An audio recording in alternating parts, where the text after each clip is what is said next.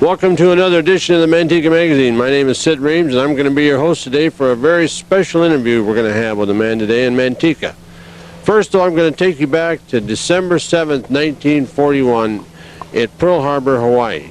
That was the day, remember, when Japanese bombed the American fleet over there, and well, there was 2,403 people that died that day and 19,000 that lived. And of those 19,000 survivors, 9,000 are left today in America.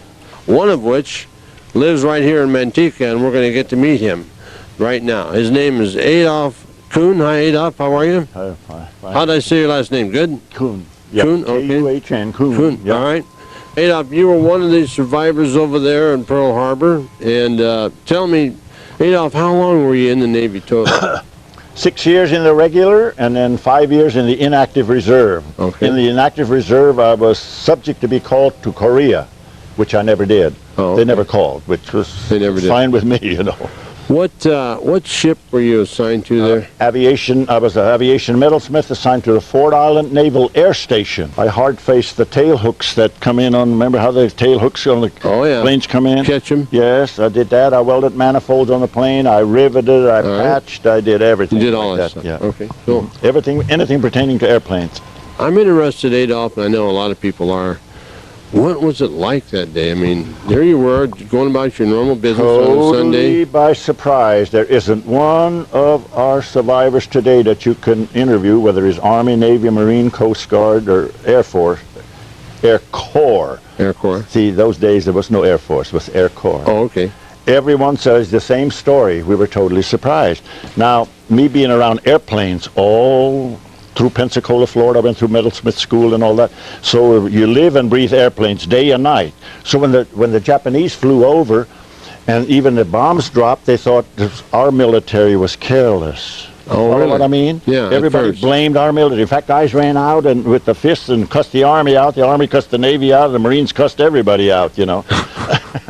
So it wasn't until we saw the Rising Sun meatballs, you know, the logos on the Rising Sun logos, which the Americans dubbed meatballs, you know. Yeah, right. So I stayed the night with Andy, and we woke up early, and there's planes flying over, and there's all kinds of noise and explosions. We said, my God, our guys are getting awful careless. They're cracking up out in the fields and all that. And then bullets start coming through the roof into our bedroom. Wow. And on top of the tables where the guys the night before had a poker game going, and it wrecked their scorecard, and they cussed out. Oh, really? The bullets came through on the table. They ran out and they cussed our men out and all. And wow, they still didn't know it was Japanese. Still didn't know it was Japanese. So finally I told Andy, I said, something's wrong here. I got to get going. I got to get back to Fort Island from a Navy base. So I ran out, I got dressed, ran out in front. Two sailors in a Model A Ford with a rumble seat in the back. They pulled in. They saw me standing there, and they said, we're at war, Mac, get in. Wow. See, everybody is Mac in the service, you know. Oh, if you don't know your name, it's Mac. Everybody's Get in, Mac. We're at war. So I jumped in the rumble seat, and we're heading out the dirt road towards Pearl Harbor Naval Base, which wasn't too far from where I was staying with Andy, inside the gate, okay. And the bullets, they saw us in the little car, and they straight, the bullets come across the road and all that. And I sat in the back like this. We got to the base, the Marine flagged us through. We went in, the sailors pulled off to the side, and they said, we got to stop here because our ships are out there. Now, mind you, there's 96 of our vessels right in the Pearl Harbor Channel. One ship can block the harbor, and these 96 others, 95 can't get out. And so, if somebody bombed a ship or something right in that harbor there, they could block the harbor, right? That's exactly what happened. Okay, and I'll tell you about it. When I got off of the sailors let me go. I thanked them, so they ran to wherever they were going to go, and I was making my way through the officers' golf course. Now, mind you, white uniform, green grass. Oh, yeah. And I'm running from one palm tree to the other, and the Japs spot me. And as a sailor and a Marine were running ahead of me, they're trying to find their way to their boat landing or wherever they were going to go, you know, okay.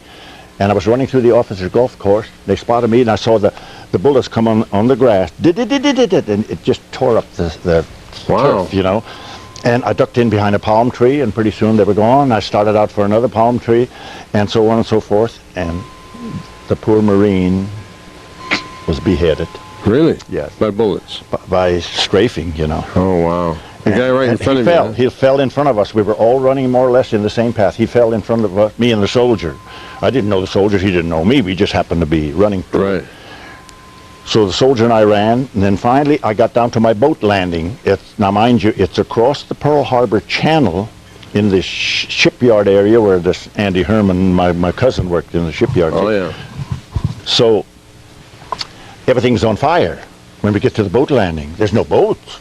They can't get in. The harbor, you know what pilings are? Yeah. All the pilings are on fire because all that oil is on the water and it's burning and everything is just an inferno. And torpedoes are going by and bombs are falling and ships are exploding. And 11 of us wondered how we're going to get over to my base at Ford Island, which is across the Pearl Harbor Channel, Ford Island Naval Air Station. I think we have a picture of that coming up. We'll show you a picture of that in a little bit. Yes. And we saw a little fisherman boat way out, you know, a guy up all by himself out there, in a little tiny boat, you know.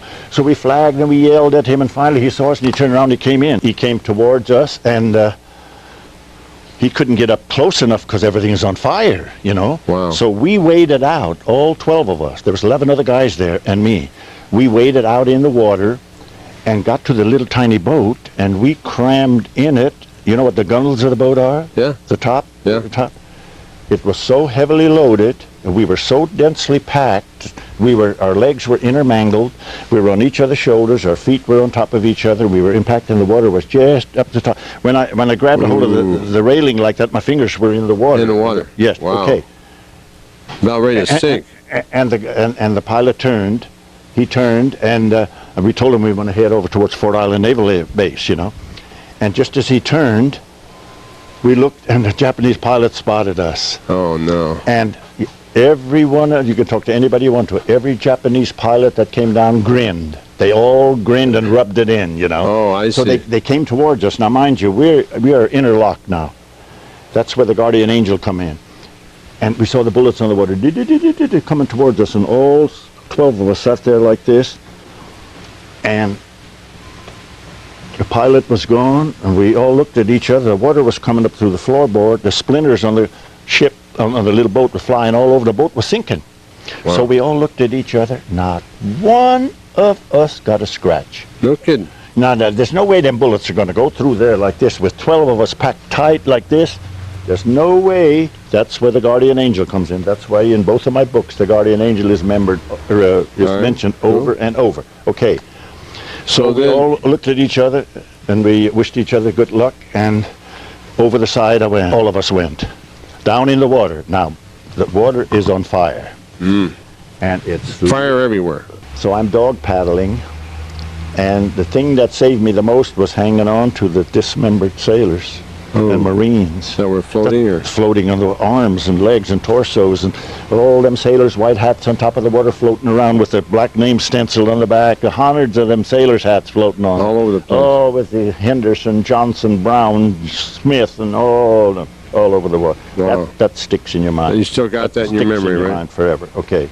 All right. Wow. And I finally made it to a boat ramp. We had a launching ramp on Ford Island Base where we launched the seaplanes, and that ramp extended far out into the Pearl Harbor Channel, but I didn't know how far, but I found it that day, and then I started crawling up on it and crawled out on the other side, and just as I got on the other side and stood up and all that picture in the National Geographic magazine, that tall sailor standing there, that's when the photographer took that picture. Well, this is the National Geographic book you're talking about right here. Yes, this was December 1991, which is the 50th anniversary edition, right? Right. And as I open it up, I see right here, if you'll hold that, Pearl Harbor, the picture. And I hope that we can get a shot of this for you folks out there. There's the tall, skinny sailor. Tall, skinny guy on National Geographic. That's you, 20 years old, right? Mm-hmm. There you were with all that carnage going on there. Yeah, see, I just got through swimming out of that channel. Now I'm on Ford Island Base, my base, you know. Oh, okay. Okay. This is where you were stationed right That's here. where I was stationed. So there you were, National Geographic, December 1991. Now tell me, was it really a lot of noise there? You know, we see in the movie there was a lot of noise. It had to be really horrible. Well, actually, like I told you, the movie portrayed more noise from their background music and all that stuff. Oh, okay. It was overly done. I mean, way out of proportion. Right. But naturally, when you see ships explode, while I was in that harbor swimming, torpedoes passed me. Torpedoes passed me right in front of me, and I watched them, and they hit Battleship Row, and them ships, They'd leap up out of the water just like a wounded whale. Now, mind you, a big old battleship lifting up out of the water, and you can hear it moaning and groaning as the steel was tearing. Oh, yeah. And it twisted on the side, and the bulkheads ripped open, you know. And it's like taking a newspaper and tearing it, that sound it makes, but imagine tearing heavy steel and armor plate, ripping it apart. And wow. All you were swimming while that was going on, watching them in the water while all of that was going on. What was going on in your mind? Like, what are you going to do? Yes, startled. I mean, you talk to anybody you want to, you're not really scared because there's too much going on till it's over with. Then your nerves grow older. Then you're all gone. So anyway, when after that guy took that picture, which I didn't know was taking it, I mean, everybody asked me, who's that guy squatted down alongside of me? Who knows, man? Who knows? So when I saw all my airplanes burning and all that, so I ran inside one of them airplane hangars. And it's total dark because everything is busted out, blacked out and everything. And I crawled under a welding table and I lay flat on my belly to get my breath. And I'm thanking God and I'm thanking my guardian angel that I made it this far. Now I'm laying underneath that welding table and I thought I was safe. A heavy steel table, and all of a sudden a bomb came through the steel roof. Wow. And I'm lying on my belly and I'm looking forward, and about 50 some feet ahead of me, that bomb came through, tore all the purlins out and all the rafters, and all the steel is all twisted. And it comes down and it lands at an angle, about, like I said, 50 some feet from, and it wavered. It never fell over. And it wavered and it spewed up noxious fumes. Oh, the fumes. Just then some sailor from the far end of the building yelled, "Let's get the hell out of here before she blows," you know. That's the only voice I heard in the building. I didn't know, I thought I was all alone. So I slowly backed up, inched my way back out, and that bomb spewed. It was a chemical bomb. And I got outside and get the story ahead a little bit. The next day they put 6 or 8 guys on a cleanup detail to clean that bomb off. Oh, yeah. And all of them went to the hospital. They all looked like they had leprosy because the chemicals in that bomb, when they got in touch with their skin, it ate them all off. They had them all sitting in the bathing trunks in our dispensary out in the sun area, like you and I are sitting here right now, just like that, all covered with white paste all over their whole bodies and all that, to dry up these sores. You know, 2 of them died from that bunch, and so I never saw any more of the others. But it didn't get you? No, I didn't touch the bomb. But you saw the bomb sticking there when it fell out of the Japanese airplane? And it was spewing, but see, and then the fumes were so obnoxious. Is this amazing or what? I hope you're enjoying this. This was what it was like to be there. So anyway, I inched out and went back outside. There's a little door cut inside the big hangar doors that you crank open, you know, they're running on railroad tracks, like, see. So I went out the small door, and just as I get outside now, and the planes that I'm standing there on this picture, you know, the gas tanks are already blowing up, some of the tires are on fire, the ammo belts are going off in the cockpits, you know. Here I'm a Kansas farm boy, see, I drove tractor for 9 years in Kansas. So there's a Minneapolis Moline tractor sitting there, a little orange tractor.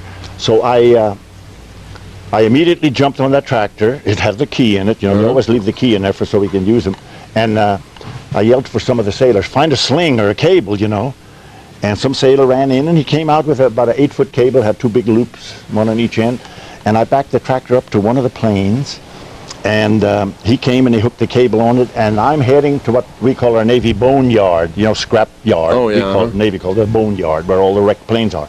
So I'm there in my oil-soaked uniform, guardian angel with me, going lickety-split down that long runway, not another soul, not another plane, not another human being, any place. And I'm going, and just as wide open with that tractor, and all of a sudden a Japanese pilot spotted me again. Wow. And I saw his bomb bay doors open up, and he was coming right straight at me, and I said to myself out aloud, Adolf, this is it. I mean, there's no way now I'm going to escape this bomb. Yeah, really. And he was aiming it at my tractor, because orange tractor, and of course my uniform is far from white by now with all that oil that I'm soaked in. My hair is all matted. I always think of this Exxon Valdez people and all these, you know. Oh, yeah. There's animals seen in that that. oil, all that. You were stuff. like that, huh? I was all like that. So anyway, so I stepped on the brake, and I'm sitting on the tractor. The bomb bay door's open, and I saw the bomb coming towards me like this on the concrete. And all I did is said, God, I just can't get out of this. And I heard the big explosion, and I peeked out underneath my armpit. It penetrated 12 feet deep, and there's 1.5 feet of concrete with a heavy reinforcing steel in it. And they threw chunks the size of Volkswagens on top of other buildings and airplanes. But Wow. my guardian angel, you know what fell on me? Little gravel, little tiny pebbles, you know. All the others got squashed. Now, see, Wow. people who don't believe in guardian angels, okay? Yeah, okay. So well, the pilot was gone. So I turned the tractor around, and I looked back, and the tires are exploding, and the ammo belts are going off. The 30 caliber ammo belts are going off in the cockpit. that was the one you were The dragging. one that I was pulling. And it's not the bullets that you have to worry about. It's the shell casings, because they're lighter. Oh, I see. When a shell okay. explodes, the shell casing is lighter. So bing, bing, bing. They flew, and they hit the tractor fenders, and they hit all over. And I'm sitting there again like that. And I pulled the hitch pin and turned around, and I started heading back to my base again, you know. Right. And just as I made the U-turn, that plane blew to 1,000,000 pieces. Now, see, the Wow. guardian angel didn't let it blow up while I was Yeah. right there hooked to it. They waited till I got out of the way. Shoo-wee. But I saw all the debris flying past me from it, you see. I can see why Adolf definitely believes in guardian angels. All right. Yes. So stay tuned for more of this saga as we talk with Adolph Kuhn, a survivor from Pearl Harbor. Okay, now the airplane, you're dragging it away, then you unhooked from it, and now you headed back for where? Where'd you go? Back to the airplane hangars where I came from. Okay.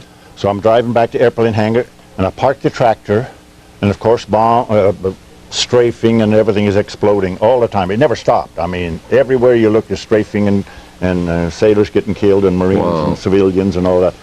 And I stopped the tractor, and I ran to another airplane hangar that had a big concrete archway at the entrance, and I figured if I stand underneath that, it would take quite a bit to crush that down. So just as I got there and I stood up straight in that archway, and I thank God to catch my breath, some Navy ensign on a megaphone come, now hear this, now hear this. We need volunteers to go aboard ships in the harbor to rescue sailors and Marines. Wow. All they had to say was that because the Arizona was anchored the closest to my barracks. So I didn't ask any questions. I just start running for the Arizona. Okay? When I got there, of course, you saw the pictures of it. Yeah, let me just show them. We do have pictures here. We're going to show this book. This is a book called Hawaii at War, Pictures, Stories. He got it back in 1942. It's a $1 book back in those days. It's priceless now. And I'm going to show you this book. First of all, let me just show it to him, okay, Ada? Sure. Here is the cover of the book, War, Oahu bombed by Japanese planes. Hopefully you can see that. And he actually has the actual paper right here. This was the newspaper that he got. This is that newspaper right there. And there we were all of a sudden, December 7th, Sunday morning, bombed by Japanese. We're at war. Adolf, I see a picture right here. Right there. This looks like a Japanese airplane. That's one of the Japanese planes some of our crew shot down. Okay. It landed in the Pearl Harbor Channel where I was swimming. Oh, right wow. in that oil and all that. It landed not too far from where I was. I saw it coming down. Okay. And it landed, and then I forgot about it because my mind was set to get over to my Fort Island base. Okay. Yeah. The next morning, we fished that plane out and brought it into my welding shop. Oh, okay. And I took a pair of Wist tin snips and cut off A piece of it. this little piece of metal from it right there, from one of the From that airplane right from there. that airplane right there. Now I'm climbing aboard the Arizona. That's the Arizona, There's right? the picture of the Arizona. That's when I went aboard it, right when it was in that position right there. See, she's See that? lifting real heavy to the port side, see? All right. Port side, what's that, the right side? No, port, Left. port is left, the starboard is right. All right, see, Okay. not a Navy guy. Yes, okay. And my mission was to try to help rescue sailors. Okay. Well, little did I know it right at that moment, 1,102 were already dead below my feet. Wow. And my shoe soles are smoking from that hot steel. And two of the boys, there's a reason everybody says, Adolf, how come you remember it's 1102? And I said, because the two are the Becker brothers from my La Crosse, Kansas high school. They graduated a year ahead of me. So you knew two of them? They're down inside. Inside. And incidentally, you know who else is down inside? Arizona band members. Oh. See, the day before in Pearl Harbor, all the ships competed, their bands competed, and whoever got top billing got to sleep in late that Sunday morning. Huh. Well, all the Japanese, the USS Arizona band came in second, and you know what tune won them the prize? What? I Don't Want to Set the World on Fire. Oh, wow. Remember that song during World War II? I don't want to set the world on fire. Okay. I do. They're all sleeping in. And there they were. There they are. Yes. Let me read this right here. This caption on this picture here with Truman right there, it says, President Franklin Roosevelt signs the declaration of war against Japan following the attack on Pearl Harbor. There's a picture of that. And Sunday, December 7th, the battleship USS Arizona lies broken and burning. And there's a picture of that. When Adolf went right on that ship. That's what she looked like when I was on it. All right, so what do you got there? Okay, so first of all, I was supposed to be on there to help rescue sailors. Okay, Yeah. Well, most of them are dead already, let's face it. There's about 3 of them. One of them in particular, he heard me. Uh-huh. And he was leaning up against one of those gun turrets, you know. Of course, the ship is all like this now. He's leaning up against there. Both eyes are burned out. Wow. He's totally charred. I don't know to this day what kept him alive. I mean, he's just totally burnt. You couldn't tell if it was my own brother. You couldn't. I mean, he's so badly burnt. The blisters the size of tennis balls all over his body and his arm. And he heard me, and I walked up close to him, and he reached his hand out towards me. He couldn't. He uttered something, you know, and he reached his hand out, and I grabbed it, and all the meat came off. And so I did like this, and I said, that poor soul ain't gonna make it. And pretty soon he leaned over like that, and he was gone. And another guy, I walked by it, and he was the same thing. As soon as I walked by, I said something. He didn't even stir, and pretty soon I noticed he slumped over. So there was 3 of them there. So my rescue mission was totally in vain. I mean, I couldn't help anybody. They were all already gone. St. Peter already had them called. Okay? Yeah. So in midst of all this confusion, I'm just about ready to get off of the ship now because I can't do no more there. Right. In the midst of my confusion, I spotted this U.S. quarter on the deck. Now, my God, you know, back when I was a kid, that quarter bought 25 lollipops. Oh, yeah. You know what I mean? So and 5 sticks. It was worth something on that ship. Yes. And my base pay, you know, when I'm in the Navy was $21 a month, so that quarter was a lot of money, see.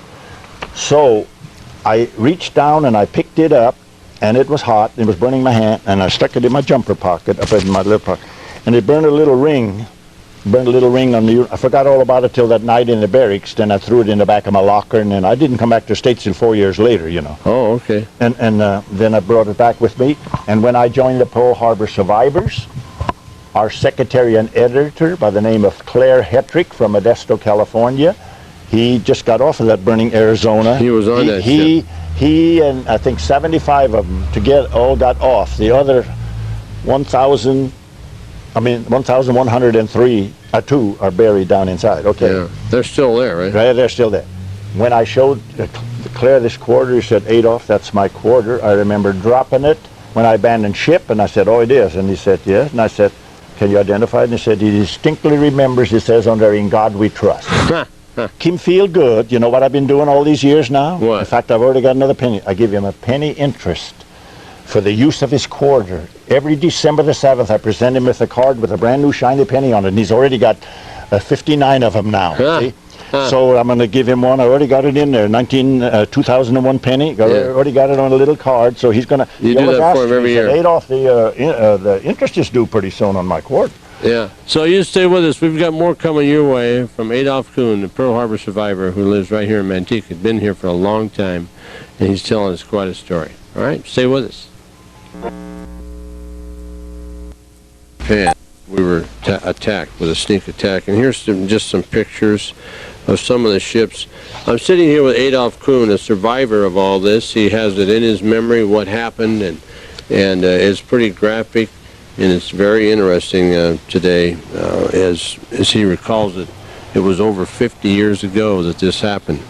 Okay, so almost how many? 60. Almost 60 in December. 60 years in December we're coming up on, that's right. Now, tell me, you've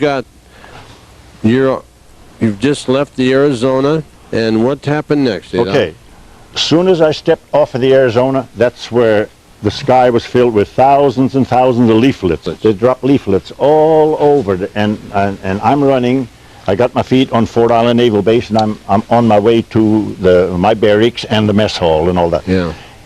And the leaflets are just by the thousands. So I grabbed a handful of them and shoved them in my pocket and didn't even look at them till that night. But they read, "You damned, go to the devil." One of them said, "Wake up, blind fools." And the other one said, "Listen to the voice of doom." Wow. Those were the three leaflets were all over The Japanese dropped them. Right. I send a bunch of them to my mother in Kansas with the other artifacts that I had to put in the trunk, the safe. And my young nieces and so got in it before I came back. I didn't come back to the States till 1944. Oh, okay. And when I came back to the States, all this stuff was gone. Oh, that's too bad. Yeah, well, that happened. So anyway, I stuffed the leaflets in my pocket. I ran to my barracks. Just as I got in front of the barracks, another ensign with a megaphone said, "We need volunteers to break all the plate glass windows on the Fort Island base." Break them all. Break all the windows. Now, if you ever want to see a bunch of sailors in authorized vandalism, you ought to have seen those guys. We had to break them because of the glass shards flying. Oh, I see.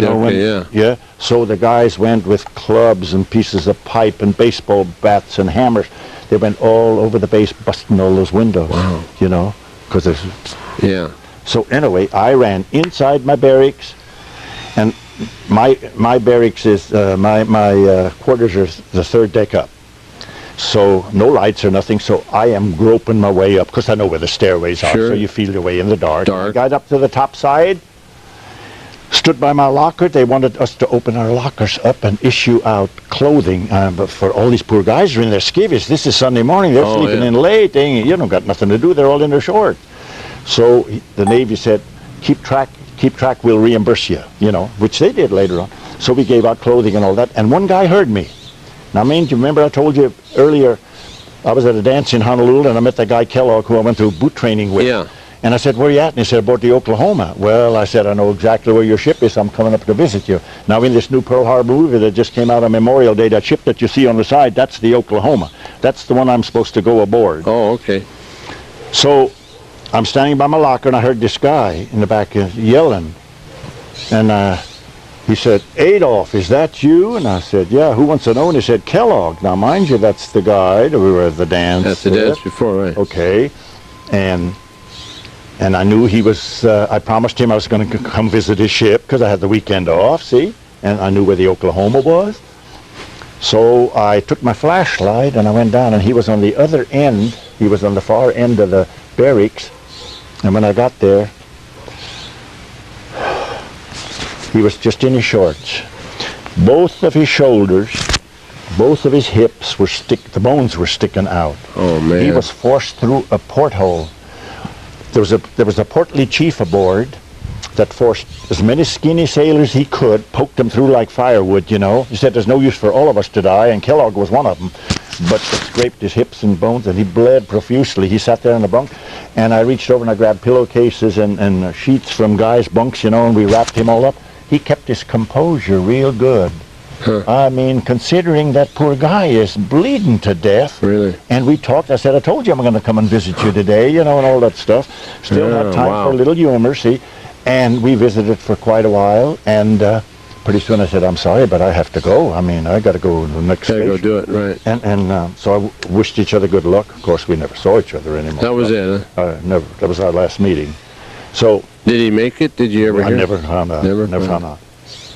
So downstairs I come to run to our mess hall. Now, mind you, our mess hall, about all the big tables like that, only bigger ones. Yeah. We pushed all the tables end to each other, and the dead and the wounded and the dying were coming in wheelbarrows in guys were carrying them in. They were dragging them in body bags and everything coming into the mess hall, and we laid them all crossways on the table, like that. Far as you could see from one end of the building, the wounded and the dying, and some of their buddies stood by crying out loud while they see their comrades dead, you know. Horrible. So we did all of that, and when we were through with all of this, couldn't do anymore, I ran outside. Now mind you, shrapnel is still flying all over, the planes are exploding, our hangars are exploding, our water tanks are blowing up, everything. Incidentally, the USS Arizona, when she went down, she sat on the main water line that supplies Fort Island, my base. We had no drinking water for 3 days, and we drank swimming pool water. Oh, wow. Because the Arizona rested on top of the main and broke the pipe. Oh. See? Okay. Fell down and broke the pipe. Yeah, settled on the pipe. All right. Pipe that supplies Fort Island. Okay.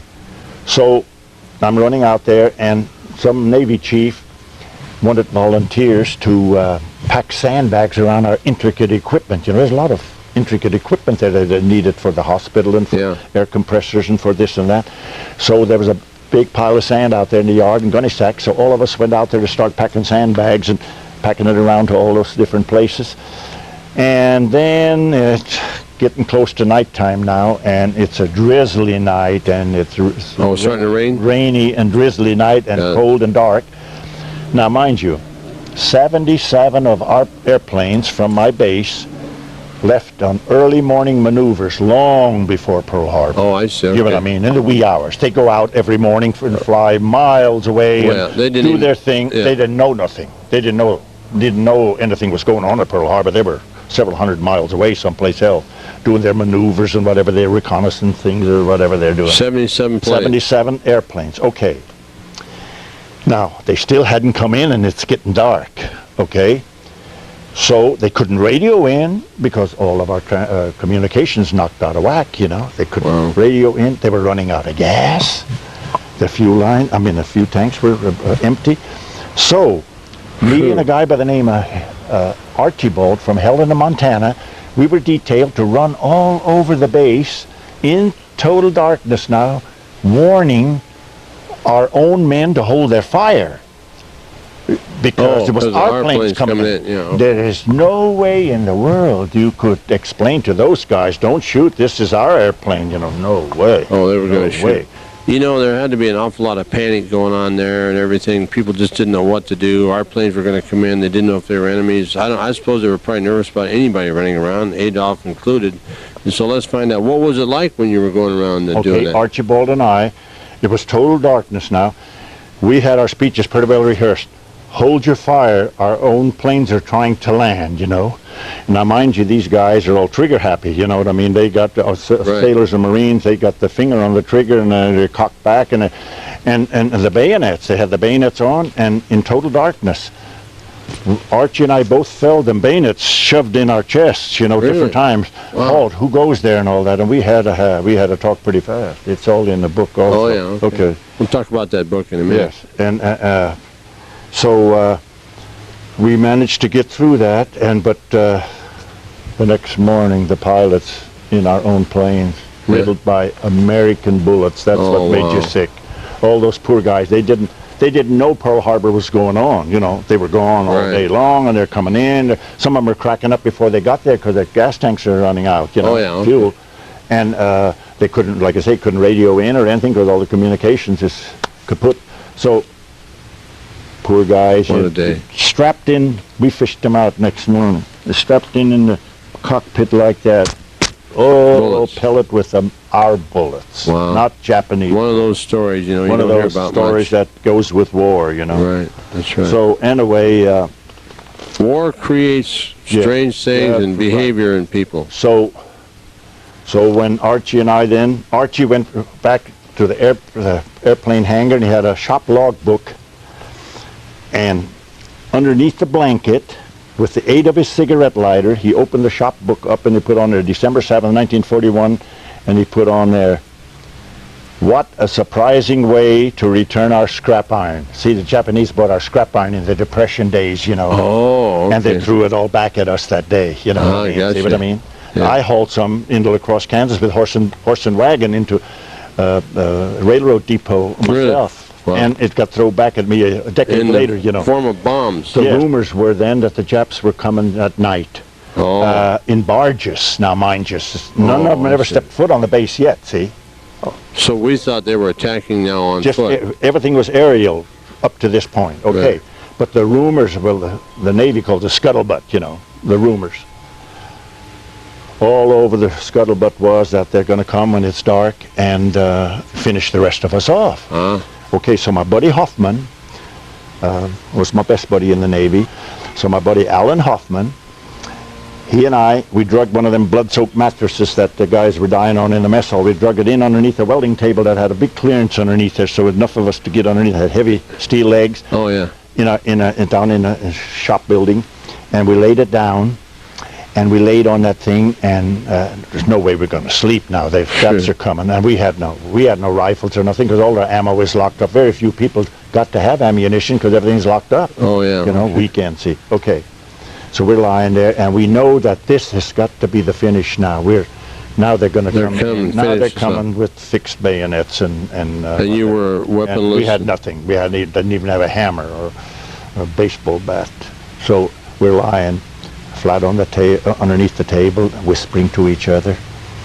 And every creak of that metal building in the wind, twisting and all that, we already said to ourselves, they're already here, you know. And all of a sudden, I looked over on the far wall. Now, this is the building that I work in daytime, but I've never been in that building at night. Oh, yeah. Over on the far wall, thousands of eyes are looking at us. Oh. Little tiny eyes. And the more you look at them, the bigger they get. And I nudged Hoffman. I said, they're already in the building. We whispered to each other, they're already in the building. And we laid there and we just prayed. And I said, well, Hoffman, I said, it's nice knowing you. We actually bid each other said goodbye. Yes. Okay. And so out of the clear blue sky, a little thing tapped me on the head and said, Adolf, you know what those little eyes are. And you know what? What? I'm the guy responsible for putting them in the bin. You know what radium dial instruments are? Yeah. Radium dial that glow in the night, right? Just like some of the watches. Well, all those instruments in the cockpit, all the inclinometers, the pressure gauges, they all have the radium dial on it. And I'm the guy in the shop during the day. That was one of my jobs, to put them in the wooden bins. But I've never been in the building that late at night before. Okay. So all these eyes, I nudged Hoffman. I said, do you know what the eyes are? So I get up and I start laughing. I walked over to the bin. I got a few of them and brought them over here, and we both laughed. And we actually fell asleep for 15 minutes. I mean, we were so relieved that this was a big hoax, you see. Yeah. And we all fell asleep. Both fell asleep and woke up early the next morning. Did the Japanese ever come? No. They never did? No. Never did set foot? They never set a foot. Right, it was all aerial? It was all aerial. One of them that cracked up on that plane there like that, we gave him military honors. Really? Aerial. Some of the guys resented it. They didn't like that. Sure. Some of them said, what if one of our American pilots had cracked up in the Tokyo Bay? Would we got honors like that? And I said, no way we would have got honors, but that was our duty, you know, to give them proper burial. Okay, that was the only one. And he was reprimanded. He was reprimanded by his own Japanese people because he didn't commit hara-kiri rather than be captured. One of them was captured. Oh, I see. And they reprimanded him. Did you ever meet any of them afterwards at any meetings? But some of our guys have now. Yeah. Some of our guys in my outfit right now are great pals with the ones who dropped the bombs on us. Right, I've seen that. So there's no animosity there. Gotcha. We don't have any animosity. Did you ever hear why they took on America, such a big giant? What did you guys hear? Why did they do that? They were after all their natural resources, like they were in all those other islands of Singapore and, oh God, you can name a whole bunch of them. And for years, clear back in the 1930s, they were already ravaging all these other countries, you know, for oil and rubber and tin and what have you. They needed that to keep the war going. They needed the resources, you see. They actually thought they could take America. One Japanese admiral said, you are waking a sleeping giant when you wake America. You've heard that phrase before. Yes, I have. So anyway, this is the end of the... what happened? Daylight comes now. All right. Now we're ready for a cleanup detail the next day. and we can breathe. Oh, Okay. no kidding. Wow, what a story we've heard so far. You know, this is so interesting to hear an actual accounting of what happened that day. And he was right there, Adolph Kuhn, one of our Manteca residents. How long have you lived in Manteca, Adolf? Off and on 55 years. 55 years he's been here. He's going to be... in Manteca area, you know. And he'll be 80 years old. What day is it to your birthday? On the Wednesday, on the 5th of September. Wednesday, the 5th of September. Okay. So the 20-year-old sailor was there, and then he comes out of it, gets through, survives Pearl Harbor, and then he starts writing poetry. Now, just for the heck of it, when did poetry come into your life, you little Kansas farm boy? I always did. I Always wrote poetry. always made little poems up, you know. Okay. Yeah.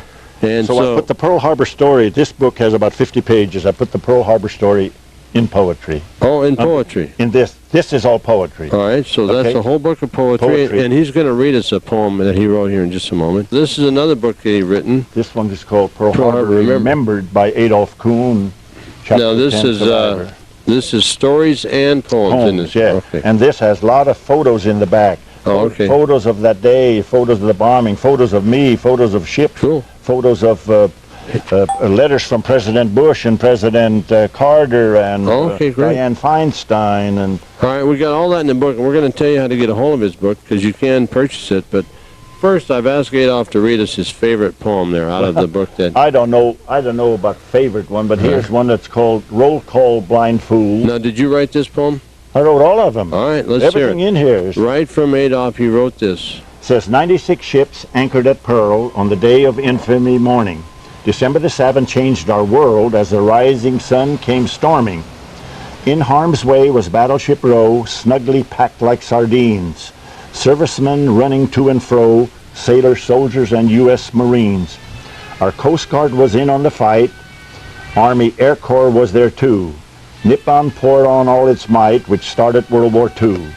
Planes and hangars caught their share of Japanese bombs and bullets as bombs and bullets were dropping. We survivors were seen everywhere. The enemy was too high geared for stopping. My guardian angel kept me alive through this horrendous ordeal. I watched many kamikazes and zeros dive. This situation seemed unreal. Wow. Pearl Harbor, remember Pearl Harbor, keep America alert. Right there That's in our his motto. book. That's our logo. Oh, that's your logo for That's this our main logo. Remember Pearl Harbor, keep America alert. Yeah. All right, so we don't ever want to forget what happened. There's the guy, Claire Hetrick, who claims that quarter belongs to him, you know. Oh, he does. Yeah, All right. he's on the book. He's on the both. Tell us, Adolf, now how do they get a hold of you to want to buy one of these books? How much are they and how do they get a hold This of one is $8. $8. If they come and pick it up here. If I have to mail it, I don't like to mail them out. But if people, they want to call up and come by, I'll autograph them for them right here in the carport. Oh, cool. Okay. All right. Very good. Call 823-2392. Okay. And that's all you got to have. That's how you can get a hold of $8 for that one. $8 for this one and $16 for this one, and all the money goes to the Pearl Harbor survivors, to our treasury fund. All right. Like I said, our youngest member is 77, and we're not going to be around that much longer. At the rate, the World War II veterans are dying at the rate of 1,500 per day. Wow, World War II survivors. World War Okay. II. Not necessarily Pearl Harbor survivors, but all World War II veterans. 1,500 a day. But there are 9,000 Pearl Harbor and survivors left. This book is in, these books are now in 33 states, Wow. Mexico and Canada. And I get letters from people, I get letters from ladies who sob. They sob while they're writing the letter about all the horrific things that they read. Yeah, you know. that's really okay. Well, if you'd like to know more about that, just get a hold of him at that phone number. And once again, what was that phone number? 823-2392. Call that number, and he'll tell you where to go, and you can just come here and pick up one of these books. I'll autograph it for you. He'll autograph it for you. It'd be quite a little memory thing to have in your collection. Okay, now, all right, I have a question, Adolf. You've seen all that carnage, been through the war, everything. How do we feel now, or you personally, about the Japanese people? I'm asked that a lot when I speak at schools and veterans organizations, and my answer always is the same. I have no animosity towards Japanese people. Those pilots were young guys just like all of us were. They were in naval aviation. I was in naval aviation. They were trained and to go and do what they had to do. And if our president or if our Navy commanders and admirals had told us guys at Pearl Harbor to get in a plane and fly to some and so other place and drop bombs, we probably would have done the same thing, because you don't ask questions. Right. You obey orders. You obey the orders. So personally, there's a few of them that have a little animosity towards us, but I never did have. I'm in good relations. In fact, some of our survivors from our Chapter 10 are close friends with the same guys who dropped the bombs on them, and they get together and they go out to dinners and they do all things and they reminisce and they... I've seen stories about that. Yeah, that's the absolute truth. We have some in our chapter like that, and I imagine there's some all over. I think they made one mistake when we said there's 9,000 survivors still alive. At present, there's only 7,000 alive. 7,000 alive. 7,000 alive, okay? All right. Now, you know, on a real personal note here, Adolf, you were 20 years old when all this happened. Has it, I'm just assuming it has, made a major impact on your life? Yes, absolutely. You know, there isn't one day ever went by that I haven't thanked the guardian angel. And I'm a diary keeper. You didn't know that, huh? I've been keeping diaries for 64 years and never missed one entry. Every night before I go to bed, and I like, tonight you guys will be in my diary, you know. Sid Reams and what's your first Diane Ream. Huh, Diane? Diane. R-E-A-M-S, huh? Never missed in 64 years, not one day. Wow. Started January 1st, 1939, and now here we're going to get ready to go into 2002. So you've been keeping a diary all that long? Every time, and I got, right there in that shed, there's a trunks full of them. They're all marked from 39, 41, all in order. This was the highlight of your life here, actually. Yes, so I've been writing all the time since I was in high school. I wrote little poems and stories and stuff and all that, all through the war, all overseas. I wrote home to my hometown newspapers in Kansas, you know. Wow. Did you get a lot of these poems out of there, or out of your diaries, or? Oh, did you? The diary? Yeah, did you get a lot of poetry and whatnot from your diaries? No, you just wrote them all. The diaries don't have poetry. Oh, they don't? No, it's just the things that happen during the day. It's only a few lines that you got to write on them things, so you don't have much to say. You know? Okay. Like today, you know, I did so-and-so, or I bought a new car, or I got married now. Like October the 24th, now we'll be married 57 years. Wow, congratulations. Thank you. 57. 57 years. So that about wraps that part of it up. We've got a couple of things. Adolph Kuhn's traits and talents is he's used to be an embroiderer, and I'm going to show you something that he embroidered. So you hold on right now for more right here from Adolph Kuhn, so backyard Pearl Harbor survivor. There's a picture of Adolph when he was 18 years old in boot camp. Where was that at? Great Lakes, Illinois. Great Lakes, Illinois. 1940. 1940, and we turn it over, and here's that talent I was telling you about, where Adolph made a Afghan. It says, "Remember Pearl Harbor, December 7th, 1941. As I hand him that, let me just show you something here. Here is that Afghan, and it's in original condition. Never been through a wash machine, never been used, really. Let's just hold that right there. My mother had that hanging in her house all those years till she passed away, and then... Is that right? Then I got it back in Kansas. There it is. There's that original Afghan he made to commemorate. I made it all on a wooden loom. Look at that. That's all hand-tied. Everything is all hand-tied. Now, look at that. Good job. That's still good shape for almost 60 years old. It is, yeah, very good shape. That is definitely a memorial right there. Don't forget Pearl Harbor ever. That's right, or we're in Remember trouble. the Alamo. There's some things here we'll never forget, and this is one of them. And so Adolph was there to tell us. We really appreciate your story and sharing with us all your stuff. Well, I'm glad we could make it. I am too. All right. That's it from the backyard of Adolph Kuhn, the Pearl Harbor survivor. We hope you enjoyed our show. You stay tuned next week for another great edition of the Manteca Magazine. I pledge allegiance to the flag of the United States of America and to the republic for which it stands, one nation, under God, indivisible, with liberty and justice for all.